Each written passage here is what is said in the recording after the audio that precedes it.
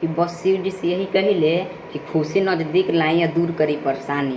कि बस शिव जी से यही कहिले कि खुशी नज़दीक लाई या दूर करी परेशानी। आ दोनों हाथवा पसार के शिव जी से बस तोहरे के मांगी। दोनों हाथवा पसार के तोहरे के शिवा जी से मांगी। तोहरे के शिवा जी से मांगी। कबू सज सवर के ना निकल है ये करे जा मंगर और एतवार के। कि कबू सज सवर के ना निकल है ये करे जा मंगर और एतवार के। चाहे कि दुनिया के लाग जाए नजर बस हमरा तहरा प्यार के।